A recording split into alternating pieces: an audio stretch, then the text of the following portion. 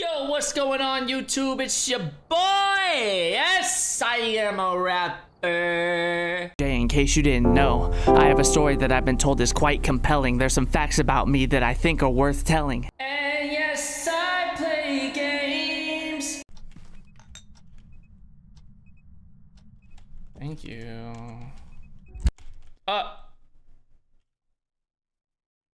Game?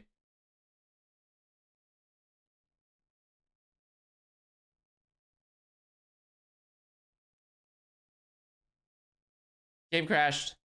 Anywho, I'm gonna bring you guys a brand new series related to Phasmophobia. Today, we are starting our adventure with the Cursed Possession Guide series. We're gonna go over every single cursed possession. This is not gonna be like the Equipment Guide series where there were 17, 18 episodes, whatever it was.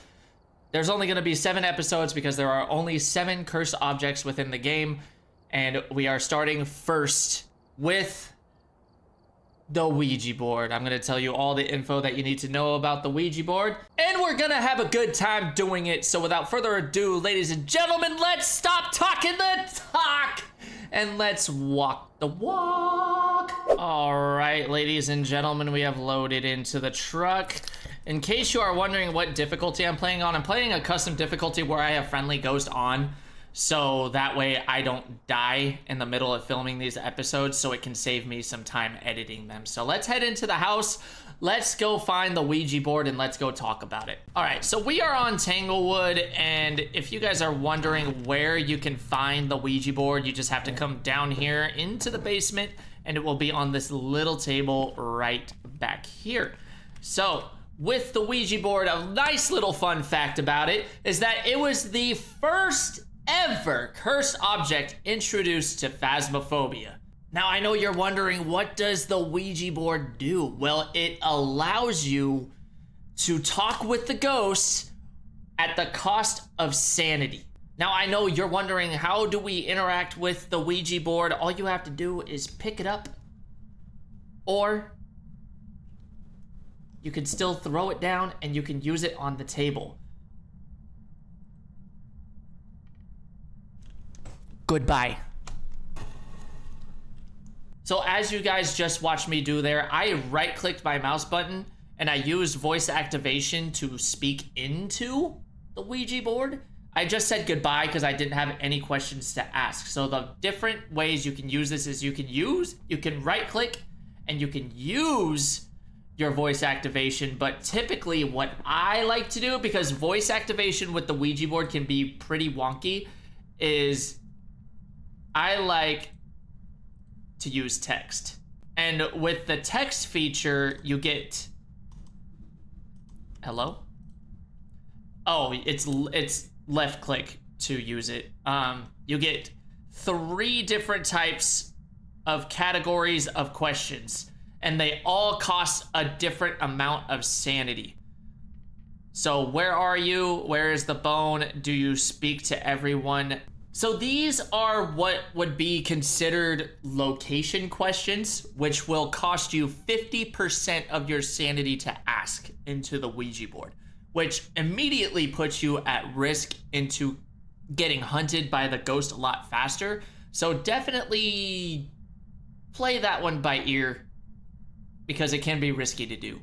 Now, the non-affiliated questions, such as are you here or are you close, that one will only cost you 20% of your sanity, and it won't really put you at risk of getting hunted, but it's gonna get you much closer to that risk of getting hunted. The bone location question right here will only cost you 20% of your sanity as well. Now, the one question that doesn't cost you any sanity is this question right here, hide and seek.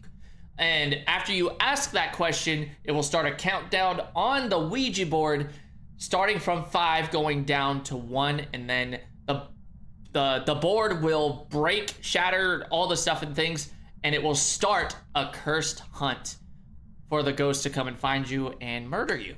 There are a bunch of uncategorized questions that get asked into the Ouija board, such as like how many are in this room, how many people are in this room.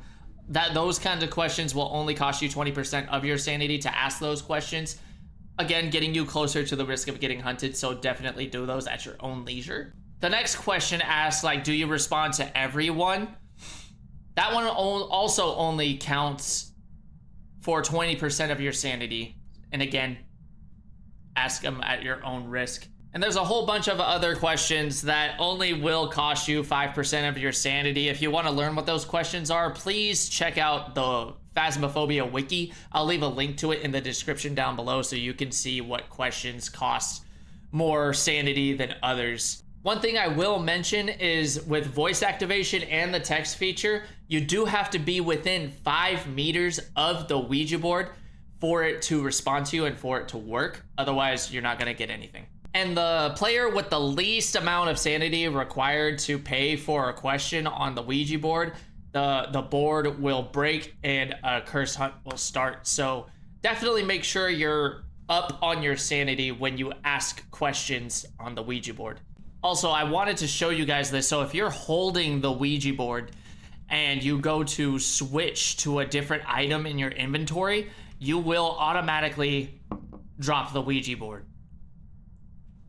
That's just something I felt like was necessary to note for you guys in case you guys try to do that, because it will not save it in your backpack or whatever it is that you're carrying to your belt, whatever. So just keep that in mind when you're using it. Anywho, that's gonna do it for this episode of the Curse Possession Guide series. I really appreciate you guys tuning in to the very first episode of this. I will create a playlist of all the episodes so you can watch them all in their entirety and all in one spot. If you enjoyed this video, please make sure to slap a like on it. And if I taught you something new, please make sure you mention it in the comments down below. If you have any information that I may have missed that you want to make sure that someone notes, please put that in the comments down below as well. And again, if you want to know any more information about the Ouija board, please make sure you reference the wiki that is in the description of the video. It has a lot of valuable information about the Ouija board that you can use to your advantage and can help better your skill at this game. Last but not least, if you are not subscribed to the channel, which I know a majority of you aren't that watch my videos, please make sure you hit that subscribe button and turn on those notifications so you never miss a video from ya boy. Also, I did an equipment guide series for this game. If you would like to learn about the equipment in Phasmophobia to date, please make sure you click the playlist to the right-hand side. And if you want to see a video where I teach you what to do when you first start playing Phasmophobia, click the video below that. Anyways, that's gonna do it for this video. I'll catch you guys in the next one. Much love. Peace.